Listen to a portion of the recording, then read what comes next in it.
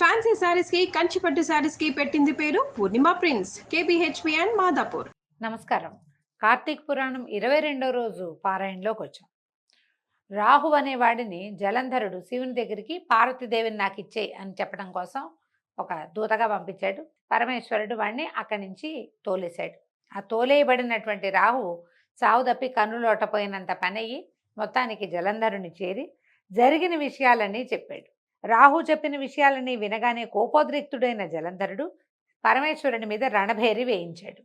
కోట్లాది సేనలతో కైలాసం వైపుకి దండు కదిలాడు. ఆ సందర్భంగా జలంధరునికి అగ్రభాగాన ఉన్న శుక్రుడు రాహు చేత చూడబడ్డాడు. తత్ఫలితంగా జలంధరుడి కిరీటం నేలకి పడింది. రాక్షస సేనల విమానాలతోటి కిక్కిరిసిపోయిన ఆకాశం వర్షాకాలపు మేఘావృతమైన ఆకాశంలాగా కనిపిస్తోంది. ఈ రణోద్యోగాన్ని ఎరిగినటువంటి దేవతలు ఇంద్రుణ్ణి ముందరుంచుకుని రహస్య మార్గాన పరమేశ్వరుని సన్నిధికి వెళ్ళి ఈ యుద్ధ వార్తల్ని విన్నవించారు. ఓ దేవాధిదేవ, ఇన్ని నాళ్లుగా వాని వల్ల మేము పడుతున్న ఇక్కట్లన్నీ నీకు తెలుసు. ఈవేళ వాడు నీ మీదకే దండెత్తొస్తున్నాడు. సర్వలోక కళ్యాణార్థం వాడిని జయించు తండ్రి అని అనేక విధాలుగా ప్రార్థించారు. వెనువెంటనే విరూపాక్షుడు విష్ణువుని స్మరించాడు. విష్ణువు ఇక్కడికి వచ్చాడట కైలాసానికి. వస్తే శివుడు ఆయన్ని చూసి, కేశవ, గత జగడంలోనే ఆ జలంధరుణ్ణి యమునిపాలు చేయకపోయావా? పైగా పైపెచ్చు వైకుంఠాన్ని కూడా వదిలి వాడింటనే కాపురం ఉండటం ఏమిటయ్యా అని ప్రశ్నించాడు. దానికి జవాబుగా విష్ణువు, పరమేశ్వర, ఆ జలంధరుడు నీ అంశ వల్ల పుట్టడం చేత, లక్ష్మికి సోదరుడవటం చేత యుద్ధంలో నా చేత వధింపబడలేదు. కాబట్టి నువ్వే వానిని జయించాలి. బ్రహ్మదేవుని వరం వల్ల వీడు రుద్రాంశ సంభూతుడు అయినప్పటికీ సాగర గర్భాన జన్మించినప్పుడు అతనికి పేరిడిన సమయంలోనే బ్రహ్మ శివుని చేత తప్ప ఇంకెవరి వల్ల వీడు వజ్రుడు కాదు అని ఒక మాట అన్నాడు. కాబట్టి అతనిని నువ్వే వధించమని చెప్పాడు. అందుమీదట శివుడు, ఓ దేవతలేరా, వీడు మహాపరాక్రమవంతుడు. ఈ శస్త్రాస్త్రాల వల్ల కానీ నాచే కానీ మరణించేవాడు కాదు. కాబట్టి మీరందరూ కూడా ఈ అస్త్రశస్త్రాలన్నిట్లలో మేము ఈ తేజస్సులను సైతం ప్రకాశింపచేయాలి అని ఆజ్ఞాపించేసరికి విష్ణువాది దేవతలందరూ తమ తమ తేజస్సులను బయల్పరిచారు. గుట్టగా ఏర్పడిన ఆ తేజస్సులో పరమేశ్వరుడు తన తేజాన్ని కలిపి మహోత్తమము, భీషణ జ్వాలాస్యము, వేగ సంపన్నము, అత్యంత భయంకరము అయినటువంటి సుదర్శనం అనే చక్రాన్ని నిర్మించాడు. ఇప్పుడు సుదర్శన చక్రానికి అంత బలం ఎందుకు అంటే, ఇట్లా ఇన్ని విధాల బలాలు కలిసి ఉన్నది. తర్వాత ఈ వధ అనంతరము దాన్ని విష్ణువుకే సమర్పించేశారు. అప్పటికే 1,000,000 ఏనుగులు, 1,000,000 గుర్రాలు, 1,000,000 కాల్బలగము, వాటితోటి కైలాస భూములకు చేరినటువంటి జలంధరుణ్ణి దేవతలు, ప్రమథగణాలు ఒక్కుమ్మడిగా ఎదుర్కొన్నాయి. నందీశ్వర, విఘ్నేశ్వర, సుబ్రహ్మణ్యేశ్వరాదులు కూడా తమ తమ గణాలతోటి జలంధరుని మూర్కొన్నారు. 2 తెగల మధ్య భయంకరమైన సంకుల సమరం కొనసాగింది. ఇరుపక్షాల నుంచి వచ్చేటువంటి వీరరస ప్రేరకాలైన భేరీ, మృదంగ, శంఖాది ధ్వనులతోనూ, రథనేమి ధ్వనులతోనూ, గజ గీంకారాలతోనూ భూమి విపరీతమైన ధ్వనులతో ప్రకంపిస్తోంది. పరస్పర ప్రయోజితాలైన శూల, పట్టిస, తోమర, బాణ, శక్తిగదాద్యాయుధ భరితమైన ఆకాశం పగలే చుక్కలు పొడిచినట్టుగా ఉంది. యుద్ధభూమిలో నేలకూలిన రథ గజాదుల కళేబరాలు రెక్కలు తెగిన పర్వతాల్లాగా గుట్టలుగా పడి ఉన్నాయి. ఈ మహారణంలో ప్రమథల బాణాలతోటి పడిపోయినటువంటి దైత్యుల్ని, దానవుల్ని, రాక్షసుల్ని, ఆ గణాలన్నింటినీ కూడా శుక్రుడు మృత సంజీవిని విద్యతోటి పునర్జీవితుల్ని చేయటం మొదలుపెట్టాడు. ఆ సంగతి పరమేశ్వరుని చెవిన పడితే ఆ తక్షణమే ఆయన ముఖం నుంచి కృత్య అనే ఒక మహాశక్తి ఆవిర్భవించింది. ఇదే కృత్యం మనం దూర్వాసుడు సృష్టించాడని చెప్తామండి. ఆ కృత్య వేరు, ఈ కృత్య వేరు.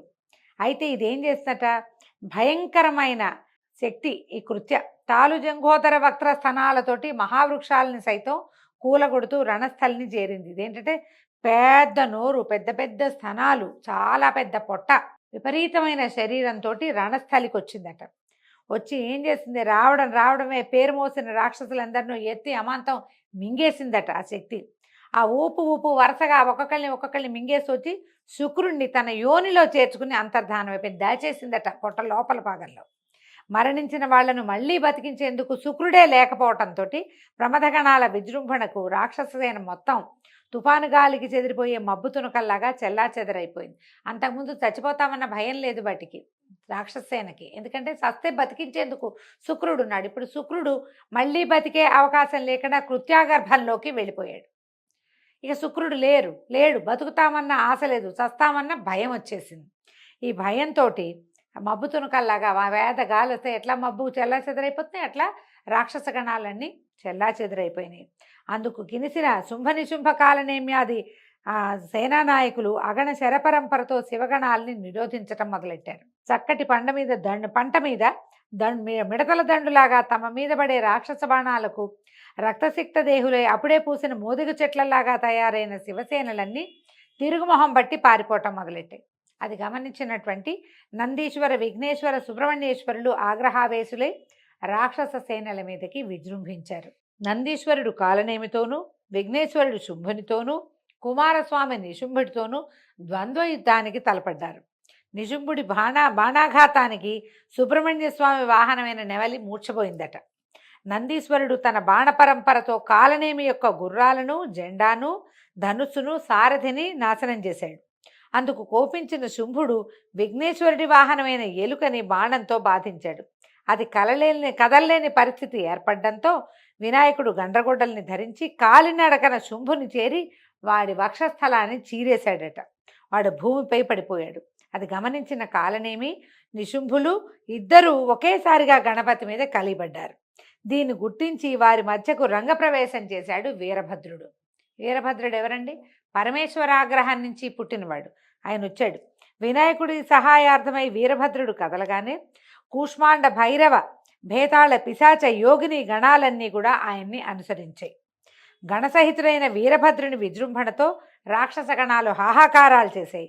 అంతలోనే మూర్ఛదేరిన నందీశ్వర కుమారస్వాములు ఇద్దరు పునః యుద్ధంలోకి ప్రవేశించారు. వాళ్ళందరి విజృంభణతోటి వీగిపోతున్న తన బలాన్ని చూసిన జలంధరుడు అతి అనే పేరున్న పతాకం ఉన్న రథం మీద వచ్చి సమస్త గణాలని ఎదుర్కొన్నట్ట. జలంధరుడి బాణాలతో భూమి ఆకాశాల మధ్య ప్రాంతమంతా నిండిపోయింది. 5 బాణాలతో విఘ్నేశ్వరుని, 9 బాణాలతో నందీశ్వరుని, 20 బాణాలతోటి వీరభద్రుని కొట్టి మూర్ఛపోగొట్టి భీషణమైన సింహగర్జన చేశాడు. వాడి గర్జనతోటి ముందుగా స్పృహలోకి వచ్చిన వీరభద్రుడు 7 బాణాలతో జలంధరుడి గుర్రాన్ని, పతాకాన్ని, గొడుగుని నరికేశాడు. మరో 3 బాణాలు అతని గుండెల్లో గుచ్చుకునేలాగా నాటాడు. దీంతో మండిపడిన జలంధరుడు పరిఖ అనే ఆయుధంతో వీరభద్రుని ఎదుర్కొన్నాడు. అద్భుతమైన యుద్ధం చేశారట. గణాలని యుద్ధం మానేసి వీళ్ళిద్దరూ చేసిన ద్వంద్వ యుద్ధాన్నే చూస్తున్నారట. ఎందుకంటే భీషణాకారుడు వీరభద్రుడు. అతన్ని ఎదుర్కొనాలంటే అవతల వాడికి ఎంత బలం కావాలి? అంత బలశాలి అయిన జలంధరుడి యుద్ధ నైపుణ్యాన్ని, వీరభద్రుడి మహాగ్రమైనటువంటి స్వరూపాన్ని ఆశ్చర్యంగా చూస్తూ గణాలని యుద్ధం మానేసి వాళ్ళకేసి చూస్తూ నుంచున్నాయట. అనంతరం ఏం చేశాడట, మళ్ళీ జలంధరుడు పరిఘాయుధాన్ని వీరభద్రుడి తల మీద ప్రయోగించాట. తలకి దెబ్బ తగిలిన వీరభద్రుడు స్పృహ తప్పి పడిపోయాట.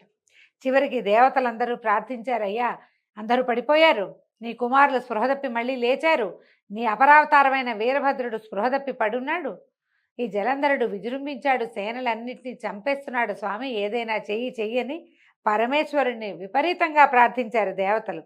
అప్పుడు ఆయన లేచొచ్చి యుద్ధానికి ఉపక్రమించాట. అతనిని యుద్ధంలో జయించడం శివుడికి శక్యం కాలేదు.